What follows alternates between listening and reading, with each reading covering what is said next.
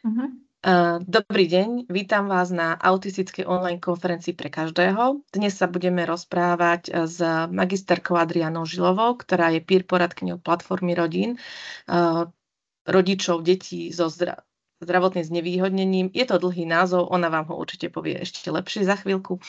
A súčasne ktorá má veľmi veľké skúsenosti s organizovaním podporných skupín pre rodičov detí s poruchou autistického spektra. A som veľmi rada, že prijala pozvanie a verím, že mnohým rodičom, ale aj iným, ktorí sa zaujímajú o túto tému, povie veľa dôležitých vecí, ktoré nám pomôžu viac sa dozvedieť o týchto témach a o tom, ako sa môžu napríklad rodičia dostať k podporným skupinám a čo to pre nich môže znamenať. Takže, milá Adriana, odovzdávam slovo. A budem zdieľať jej prezentáciu, aby ste mali lepší zážitok z toho, že si môžete teda niektoré veci pozrieť, prečítať. Dúfajme. Ďakujem a nech sa páči. Ďakujem veľmi pekne v prvom rade za pozvanie na takúto konferenciu online, lebo ja som teda veľmi offline generácia, takže ďakujem akčným rodinám, že sa teda podujali na organizáciu takejto online konferencie, ktorá je naozaj dostupná pre každého, kto má vlastne záujem sa dozvedieť nejaké informácie, už či odborné alebo také laické. Ja som v prvom rade mama 2 detí z PAS. Obidve viac menej, alebo pri tom prvom dieťatku som si teda sama hľadala nejaké informácie a dostala som sa aj k platforme rodín detí so zdravotným znevýhodnením. Je to vlastne také občianske združenie, ktoré združuje rodičov detí so zdravotným znevýhodnením, podporuje rodiny celoslovenský s deťmi so zdravotným znevýhodnením. Poskytujeme vlastne laické poradenstvo, čiže nás je viac tých peer poradcov po celom Slovensku. Vytvorili sme v roku 2023 regionálne centra, aby sme vlastne boli bližšie k rodičom a vlastne uchopili tie problémy a situácie v daných regiónoch. A vlastne robíme také aj citlivovanie verejnosti, osvetu voči teda zdravotnému znevýhodneniu cez rôzne kampane. Viac informácií vlastne si nájdete na našom takom informačnom portáli www.platformarodin.sk, ktorý je teda aj v prezentácii. Kto som? Ako som hovorila na začiatku, že som teda mama 2 detí s zdravotným znevýhodnením.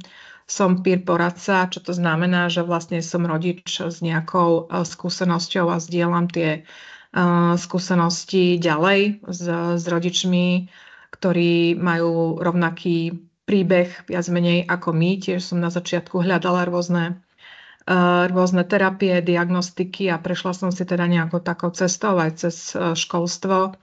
Riešila som teda s deťmi rôzne problémy a snažím sa teda už 7 rokov pomáhať v podporných rodičovských skupinách iným rodičom, ktorí tiež hľadajú teda buď zázračný liek, alebo teda nejakú cestu, nejaké riešenie na svoje problémy. Zároveň som absolvovala teda aj nejaké vzdelanie, aby teda to poradenstvo a to vedenie v tých podporných skupinách bolo bezpečné a naozaj aby to teda malo nejaký význam, čiže som aj lektor podporných skupín. Okrem toho vlastne pôsobím aj v lokálnom občianskom združení vo Zvolenie, RC Svet rodiny, kde znova vďaka tomu, že som hľadala riešenie pre svoje deti, napríklad voľnočasové krúžky, ktoré vlastne viac menej neexistujú, ako existujú, tak som vlastne vymyslela program Inkuherne. Je to inkluzívny voľnočasový krúžok pre deti od 7 do 15 rokov. Tiež som vlastne členom Únie materských centier, kde máme spoločný program pre deti zo sociálne znevýhodneného prostredia, volá sa Učenie pre život. A momentálne tento rok s Centrom dobrovoľníctva sme vymysleli doučovanie práve pre deti tiež zo sociálne znevýhodneného prostredia s dobrovoľníkmi. lebo ako dobre vieme, tieto deti majú veľmi málo socializácie, čiže kvázi budeme sa snažiť im nájsť nejakých takých dobrých kamarátov, takých veľkých. No a vediem samozrejme aj ostatné aktivity, ktoré patria teda k materskému centru, či je to edukácia rodičov na materskej a rodičovskej dovolenke a aktivity pre deti rôzne od 0 do 5 rokov.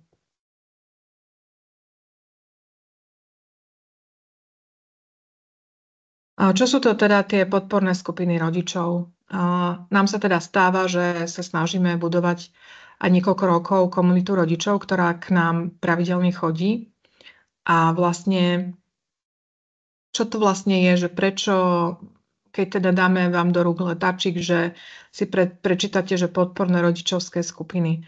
Takže možno by ste mohli začať tým, že či ste hľadali niekedy pochopenie u svojej rodiny alebo u svojho okolia, či ste sa niekedy cítili sami, či ste boli spochybňovaní ako rodič, či bolo vaše dieťa označované ako nevychované, drzé alebo hlúpe.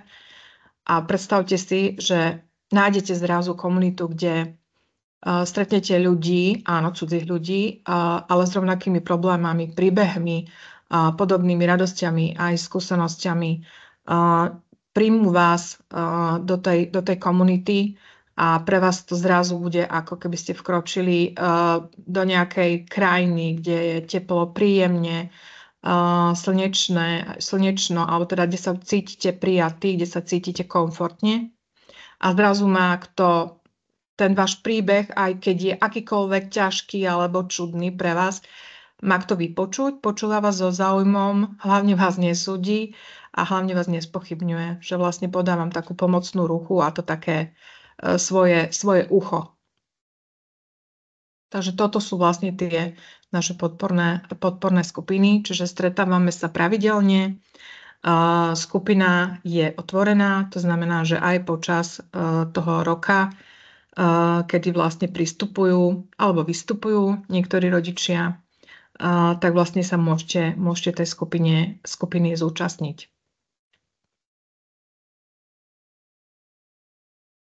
No kto ich vedie? Čiže nie je to celkom také jednoduché, že teda otvorím si podpornú rodičovskú skupinu, sadnem si s niekým na kávu a budem sa rozprávať. Je to síce fajn, ale veľmi teda sa asi nepohneme, že tak to je skôr taký ten kamarátsky pokec na káve. Aj to je veľmi potrebné, aj to pomáha.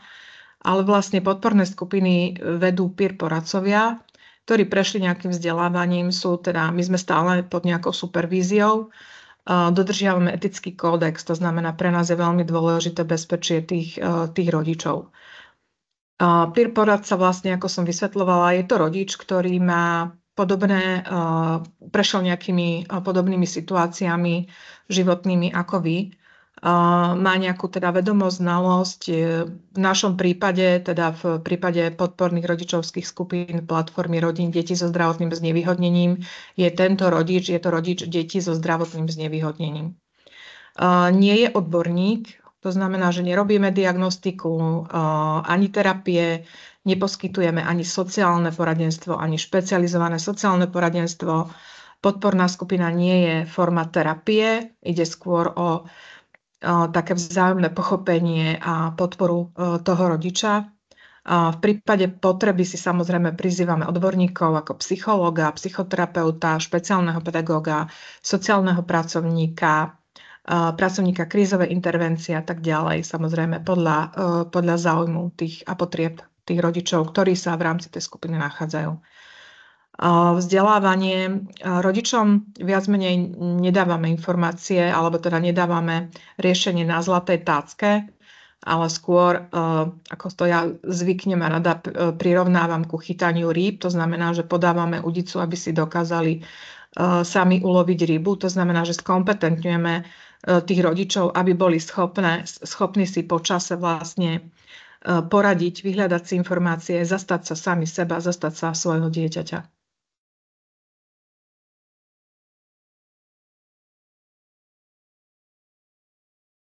Prečo by mal človek prijať pozvanie na takéto podporné rodičovské skupiny? To som aj hovorila, že človek je nie vždy sa môže oprieť o svoju rodinu.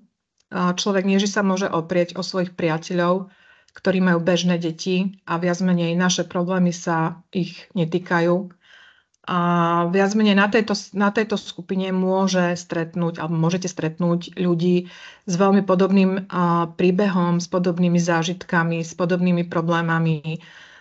Naozaj, aj keď sú to cudzí ľudia, môže prísť naozaj tým, že zrazu počujete niekoho iný príbeh, pochopíte, že ste tu správne, že pochopíte, vlastne zrazu máte úľavu, ste prijatí, pochopení, nájdete svoju komunitu, možno si s niekým naozaj tak budete rozumieť, že vzniknú, teda u nás po niekoľkých rokoch už vznikajú priateľstva, navzájom si pomáhame, vieme si aj ráno o 3:00 zavolať, vieme si v noci zavolať, vieme si napísať, vieme proste si navzájom postrážiť deti a tak ďalej. Čiže naozaj počas pravidelného takého navštevovania naozaj môže vzniknúť aj veľmi pekné priateľstvo a určite nájdete podporu a pochopenie.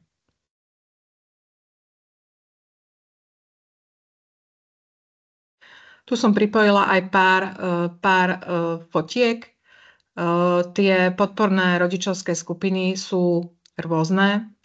Napríklad na prvom obrázku robila kolegyňa v Banskej Bystrici, robí podporné rodičovské skupiny formou takej arteterapie alebo takých tvorivých dielní, kde vyrábate, tvoríte a popri tom sa vlastne rozprávate alebo len počúvate.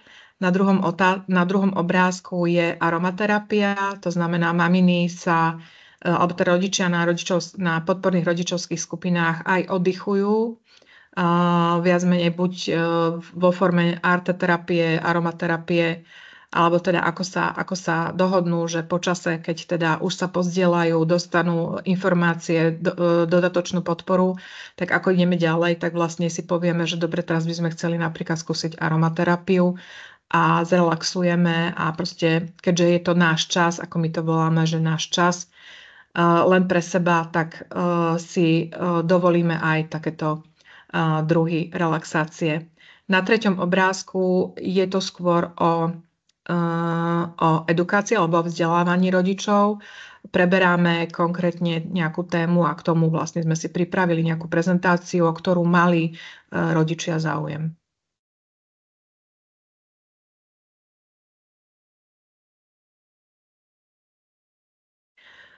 Čo mi môže tá podporná rodičovská skupina vlastne priniesť, alebo teda v čom je výhoda? No musím povedať, že ja keď som sa zúčastnila mojej prvej podpornej rodičovskej skupiny, kde ja som prišla ako rodič, tak som získala v prvom rade informácie. Informácie, kde môžem nájsť odborníkov, aké sú druhy diagnostiky, kde sú aké terapie, aká je legislatíva, ktorá sa veľmi veľakrát teda mení a človek teda v tom tápa. A myslím si, že vďaka návštevám na takéto podpornej rodičovskej skupine som preskočila možno 2 roky nejakého tápania a hľadania si informácií a posúdenia, či som správne, idem správne, neidem správne. Spoznala som ďalších rodičov, ktorí mi vlastne dali pocit, že nie som sama, že v tejto situácii, v ktorej som sa ocitla, že áno, je náročná, ale nie som v nej sama, že teda môžem sa obrátiť aj na iných rodičov v skupine. Mohla som niekomu povedať svoj príbeh bez toho, aby sa na mňa pozerala, že som hyperaktívna mama, helikoptérový rodič, ktorý nemá dostatok rodičovských zručností a podobne, asi poznáte. Konečne proste si ma niekto vypočul bez toho, aby ma súdil. Alebo keď som nechcela nič hovoriť, na tej prvej skupine som väčšinou len mlčala a počúvala som vlastne príbehy tých iných a som zistila, že teda som správne, že som na tom správnom mieste. A veľmi mi pomohlo aj to, že ma teda niekto počúval. Že to nebolo také, že a takéto ľutovanie a tie teda ľutujúce pohľady, ale že to bolo pochopenie naozaj.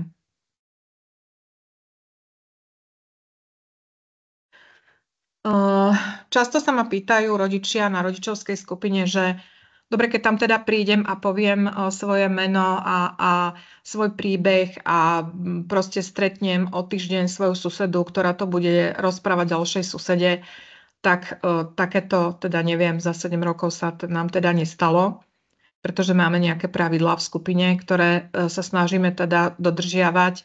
Pokiaľ ich teda niekto poruší, nie je členom už našej skupiny. Nemusíte mať strach naozaj z toho odsúdenia alebo nepochopenia. Chodia tam teda ľudia, ktorí sa chcú posunúť a ktorí chcú teda buď sa zdieľať, alebo naozaj nájsť nejaké svoje riešenie na svoju situáciu.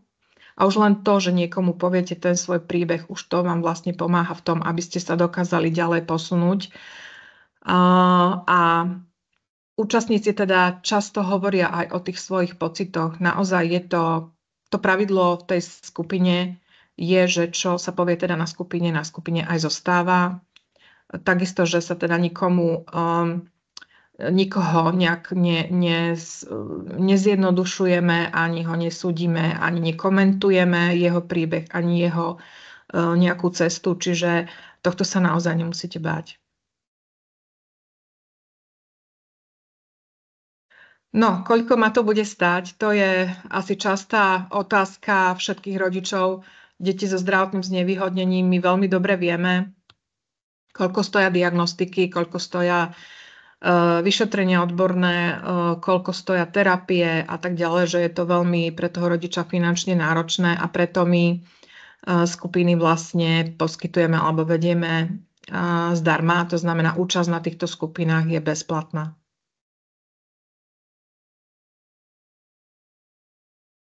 Kde sa môžem prihlásiť? No, máme vlastne, ako som spomínala, regionálne centrá, kde tie skupiny prebiehajú prezenčne. Niektoré kolegynky robia podporné skupiny aj online, ale teda ja som ťažký offlineista, takže ja preferujem prezenčne podporné rodičovské skupiny. Rodiny sprevádzame aj niekoľko rokov. Prebiehajú tieto vlastne podporky po celom Slovensku, väčšinou v našich regionálnych centrách, čiže vo Zvolenie, v Žiline, v Bratislave, v Košiciach, ale robia kolegynky aj v Banskej Bystrici. Takže stačí vlastne sa pozrieť aj na náš web www.platforma.rodin.sk, regionálne centra, kde sú vlastne kontakty na regionálne centra, alebo stačí sledovať aj Facebook jednotlivých teda regionálnych centier. Tak, neviem, či som teda vyčerpala tému, či to teda bolo zaujímavé a či teda bude to teda napomocné hlavne rodičom detí. Určite bolo to plné informácií a my ti veľmi za to pekne ďakujeme a možno by si nám mohla porozprávať o tom, že čo to vlastne znamenalo ako pre teba. Ja som to, že si sa dostala do tých podporných skupín. Lebo ja som si to už od teba viackrát vypočula, ale to som bola len ja. Ja som to už spomínala na začiatku, že vlastne mne to... najskôr som nechápala, že čo tam robím, pretože naozaj tie maminky už boli dosť ďaleko. To znamená, že ja som bola začínajúca maminka, že som mala teda veľmi čerstvo papier s diagnózou dieťaťa, ale tým, že vlastne som ich počúvala a postupne, ako sme teda išli životom s tým synom, tak vlastne mi naozaj sa vracali tie slova, ktoré hovorili aj tie príbehy, takže ja som sa už potom pýtala, aktívne som sa pýtala na tej skupine, kde mám ísť, komu mám napísať, komu mám zavolať, za kým mám ísť, koho sa mám spýtať, kde si mám aké vzdelávanie urobiť, kde nájdem informácie. Takže mne to naozaj pomohlo, pretože som sa mala koho opýtať, že netapala som a proste nepozerala som, ja neviem, 6 facebookových profilov a nerobila som si 10 vzdelávaní naraz, ale naozaj som si vybrala niečo, s čím už mali vlastne tí rodičia skúsenosť. A keď som teda mala naozaj veľmi zlú chvíľu, tak som naozaj vedela tomu rodičovi alebo tej maminke, ktorá mi bola sympatická, zavolať. Ale mali sme tam lektorku vlastne tých podporných skupín a tá teda nám veľmi často opakovala, že aby sme sa pozerali trošku aj teda na seba, aby sme pracovali aj so sebou, pretože len vlastne mamina alebo rodič, ktorý je silný a spokojný, môže teda podporovať to svoje dieťa. A prečo si sa rozhodla byť teraz peer poradkyňou alebo aj lektorkou podporných skupín ty? Mne to veľmi pomohlo. Mne to naozaj v tej mojej situácii veľmi, veľmi pomohlo, že tá komunita tam bola. Tešila som sa vlastne na ten čas, kedy môžem byť s tými rodičmi alebo teda s tými maminami, lebo teraz sme sa rozprávali o takých našich ženských témach. A bol to proste pre mňa čas, ktorý bol vyhradený iba pre mňa. Veľmi mi to pomohlo a ja som sa vlastne preto rozhodla, že budem ďalej pomáhať vlastne aj ja rodičom, aby sa vedeli posunúť, lebo naozaj mať dieťa so zdravotným znevýhodnením je veľmi náročné. No myslím, že spoločnosť to celkom aj ocenila. Je naozaj mnoho mamičiek, ktoré od teba odchádzajú veľmi spokojné a ktorým si veľmi pomohla. Svojou činnosťou si dosiahla niekoľko významných ocenení, ktoré sú ani nie tak ocenenia hodnotové, peňažné, ale skôr ocenenia za dobré srdce. A som veľmi rada, že som teda mala možnosť hovoriť aj vlastne sprostredkovať nejaké také skúsenosti laureátky Srdca na dlani, ktorú udeľuje Centrum dobrovoľníctva. A som veľmi rada, že som napríklad mohla byť vtedy, keď si bola oceňovaná, pretože mi to ukázalo na tom, že naozaj si nečakala tú výhru a že pre teba je dôležité ešte niečo úplne iné, ako stáť niekde na bislni. A ďakujem za to veľmi pekne a ďakujem aj za to, že si nám teda dneska porozprávala o tomto. Pre tých, ktorí nás vlastne dneska počúvali alebo ktorí si nás vypočujú 2. apríla a potom ešte asi 2 týždne. Niektoré linky napríklad na platformu Rodín dáme do popisu videa, taktiež dáme tam linky napríklad na našu organizáciu Akčné rodiny, ktorá robí podporné skupiny v Banskej Bystrici a teda snažíme sa tiež o nejakú inklúziu a myslím si, že dobrí ľudia alebo organizácie, ktoré majú spoločný cieľ pomáhať, tak vedia veľmi dobre spolupracovať a navzájom sa veľmi nájdu.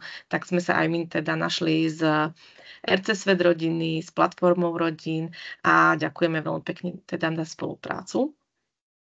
Keď by ste teda ešte niečo potrebovali, tak si môžete napísať pod príspevok alebo na náš mail otázky, ktoré by vás ešte teda zaujímali a potom spravíme jedno živé odpovedanie, buď teda aj priamo s ďalšími teda lektorkami, ktoré tu sú, alebo tie nám teda odovzdajú svoje odpovede a teda budeme ich zdieľať. My uvidíme, ako to bude časovo a aj technicky možné.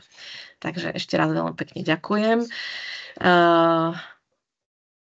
a prajem teda príjemný zvyšok dňa. Ďakujem aj ja veľmi pekne za pozvanie a prajem ešte pekný deň.